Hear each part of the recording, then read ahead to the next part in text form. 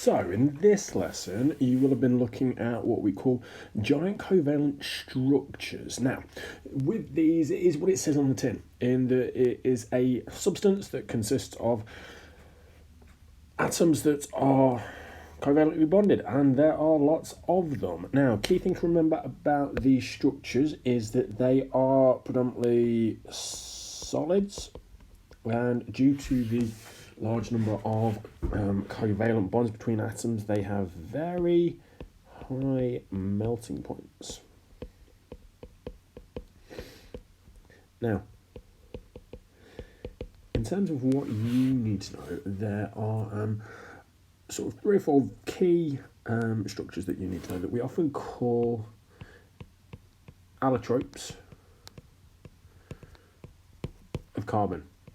Now, might sound complicated, but it really isn't. It is just another way of describing a different physical form of an element. So all these substances are made up of carbon atoms. They are just in a different form, a different shape, a different structure.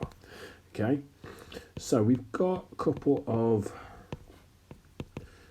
main ones that we need to note. Now, the first one is diamond, as you can see on the screen. Now, what we have is we have carbon atoms that are bonded to 4 other carbon atoms. So there are 4 strong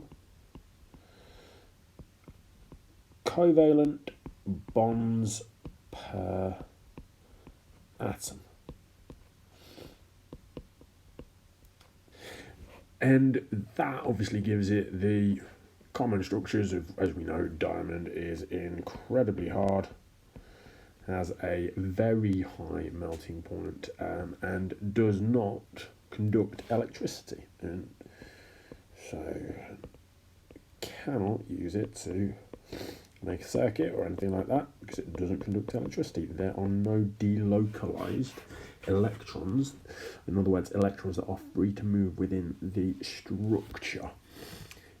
The next one, number 2, is graphite. Now, you might know that term because it's the stuff you find in the lead of a pencil. And each carbon atom forms 3 covalent bonds.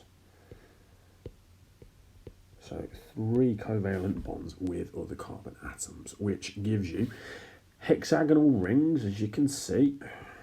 And each of these rings sit in layers, okay? So we've got 1 layer, 2 layer, 3 layer. And these layers don't really have particularly strong bonds between them. So the layers are free to slide over each other and move. So that's why, for example, when you write with your pencil, up against your pencil lead, it gets shorter because layers of the graphite are rubbing off onto the paper and obviously being knocked off the top of the structure one by one. It still has a very high melting point due to the covalent bonds, but because, as I said, the layers aren't particularly strongly bonded, between them we have what you might call weak intermolecular forces. It means that actually graphite's strong and it's soft and slippery, and that's why you can often use it as a lubricant. In graphite as well, due to the bonding, you have 1 electron from each atom that is delocalized. So because it's delocalized, that means it's free to move about, and electrons carry negative charge. So because that electron is free to move about, that means it can conduct electricity, which is obviously different to diamond because diamond doesn't have a free electron moving about within its structure. You might also see the term graphene bandied about, and graphene is simply a single layer of graphite that is 1 cell thick. Now, the other structure that you will see are what we call fullerenes. Now, you'll see the obvious example here is that these are structures of carbon that form 3D shapes, and you have examples such as carbon 60, so where there are 60 of them, and we call this Buckminster fullerene